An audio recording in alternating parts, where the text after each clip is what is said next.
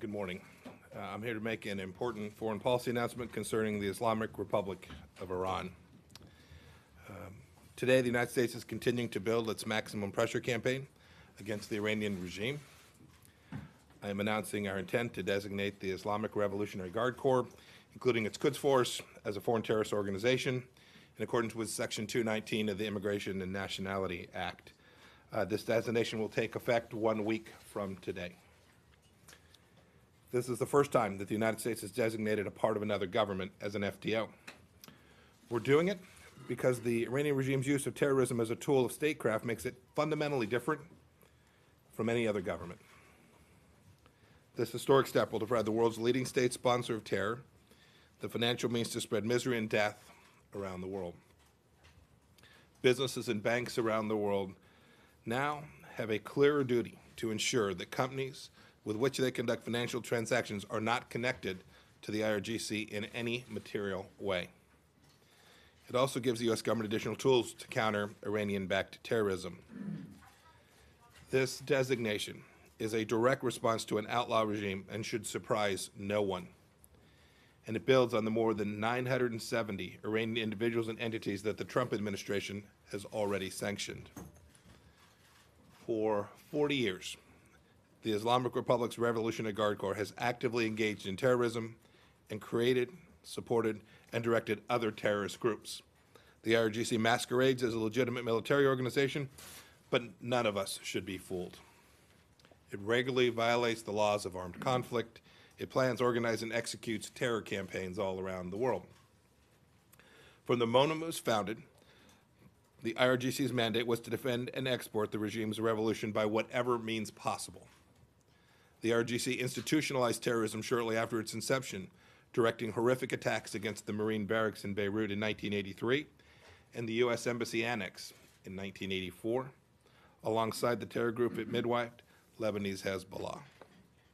Its operatives have worked to destabilize the Middle East from Iraq to Lebanon to Syria and to Yemen. With this designation, the Trump administration is simply recognizing a basic reality. The IRGC will take its rightful place on the same list as terror groups it supports: Lebanese Hezbollah, Palestinian Islamic Jihad, Hamas, Kataib Hezbollah, among others, all of which are already designated as foreign terrorist organizations. The long list of IRGC-backed terror incidents is ample justification for today's decision. I want to just give you a handful of examples. Last September, a federal court in the United States found Iran and the IRGC responsible for the 1996 Khobar Towers bombing, which killed 19 American service members. In 2011, the United States foiled an IRGC Quds Force plus right here in Washington, D.C. to bomb a restaurant. The attempt was to kill the Saudi ambassador to the United States of America. Outside of the United States, the IRGC's terror campaign is just as active. In 2012, 4 Quds Force operatives were apprehended after plotting to attack Israeli targets in Turkey. In that same year, 2 other Quds Force operatives were arrested in Kenya for planning a bomb attack, while the Quds Force also directed a bomb attack that targeted Israeli diplomats. And as recently as January 2018, German authorities uncovered 10 suspected Quds Force operatives active in their country. The IRGC supports Palestinian terror groups that target innocent civilians, and it helped create U.S.-designated terror groups both in Lebanon and in Iraq. And the IRGC also backs the murderous Assad regime, which gasses and slaughters its own people. Our designation makes clear to the world that the Iranian regime not only supports terrorist groups, but engages in terrorism itself. This designation also brings unprecedented pressure on figures who lead the regime's terror campaign, individuals like Qasem Soleimani. He's the commander of the Quds Force and oversees Iran's forces deployed to advance the Islamic Revolution through terrorism and other forms of violence. He doles out the regime's profits to terrorist groups across the region and around the world. The blood of the 603 American soldiers the Iranian regime has found to have killed in Iraq is on his hands and on the hands of the IRGC more broadly.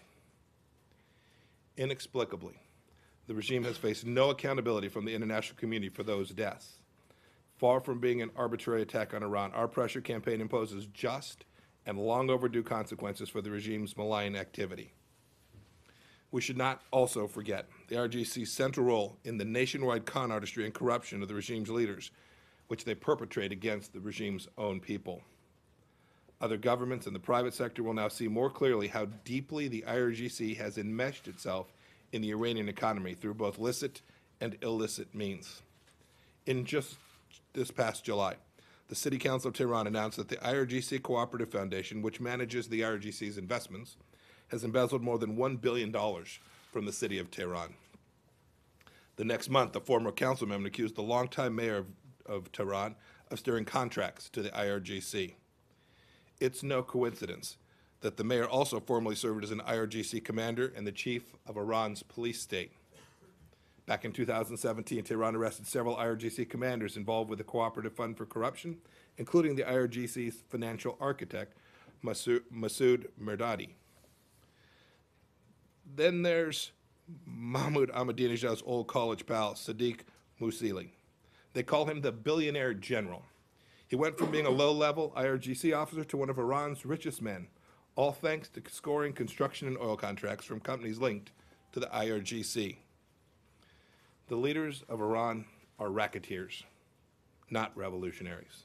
The Iranian people deserve better than to be governed by this cadre of hypocritical and corrupt officials. They're opportunists. And on a final note, the IRGC is also responsible for wrongly detaining U.S. persons, several of whom remain in captivity in Iran. The American people should know that we are working diligently to bring each of those individuals home. With this designation, we are sending a clear signal, a clear message to Iran's leaders, including Qasem Soleimani and his band of thugs, that the United States is bringing all pressure to bear to stop the regime's outlaw behavior. We ask that our allies and partners around the world do the same. Thank you.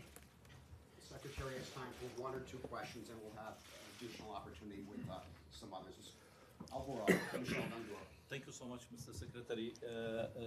Jawad Zarif has said today that there will be consequences for U.S. forces in the region after the designation, and he addressed President Trump saying that he should know better than to be conned into another U.S. disaster. What's your answer?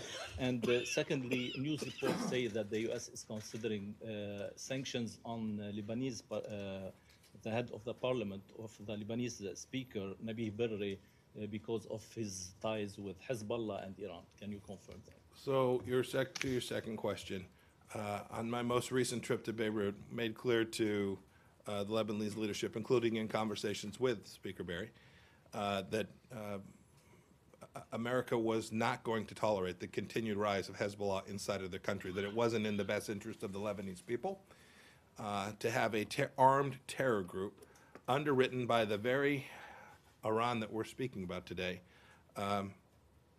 continue to have significant sway inside of that nation by use of force. This isn't about political parties. This is about armed forces inside the country of Lebanon. We made very clear that we were going to continue to evaluate sanctions for all those that were connected to the risk that was created to the Lebanese people. As for the first question, I've seen Foreign Minister Zarif make many statements before. We have made clear, both publicly and privately, that an attack on the United States of America is something that they ought to think more than twice about. Nadia Robas. Mr. Secretary, I asked you this question 2 weeks ago, and you didn't seem to be sure about it. Now that you have listed them, I'm wondering what has changed. Now you have listed them as a terrorist organization. Will you treat them like ISIS and Al-Qaeda? In other words, will you target Qasem Soleimani like you target Abu Bakr al-Baghdadi? And on a separate note, Prime Minister Netanyahu said that he wants to annex part of the West Bank today. What's your reaction to that? Will that undermine the peace plan? Yeah, I don't have comments on either one in response to either one of those questions. I'll leave, when you say target, you're usually talking about things that the Department of Defense does. I'll allow them to respond to that question. Thank you. One more, Mr. Secretary? Sure. Okay, let's go to Martis. Go ahead. Thanks, Hi. Secretary. How are you? Quick ones. How will this affect EU trade, oil waivers, since the IRGC is involved in most parts of the Iranian economy? So the question, including banking and everything else. So how does this affect those relations? And number two, if you said often that you want to bring Iran back to this is aimed at forcing Iran back to the negotiating table. Do you believe that this would help bring them back, or is that no longer your aim here? So I think what we've said before is we want Iran to behave like a normal nation. We laid out 12 things that they needed to do back in what would have been almost a year ago, May of last year. That's the mission. That's the mission of this designation as well. So that's our purpose. If you said, what's the intent? It's to achieve the outcomes that we laid out back in May of last year, to get the Islamic Republic Iran to do the simple thing like not launch missiles into Saudi Arabia, risking American lives each and every day. What was remind me of your first question? And then the first one is, Yeah. how does this affect things like EU So, trade? here's the simple answer to that. If you're the general counsel for a European financial institution today, there's more risk. It is absolutely the case that the IRGC amounts to a significant piece of the Iranian economy through pure kleptocracy. And it is also the case that it is sometimes difficult to know whether the IRGC is involved. That is, the diligence effort is an enormous undertaking. I think this will require more diligence be done by every business that is considering doing things that are even now second and third orders removed from what you might think of as a traditional connection to the Iranian economy. This extends to your point about trade. Or you asked about oil waivers. We'll make that decision in due course as we move towards May 2nd, but this absolutely extends and creates clarity around those transactions that create risk for companies, not just in Europe, but frankly, all over the world. Was that one of your goals, Mr. Secretary, to Thank shut you all down very the much. Thank you all Arab very much. business?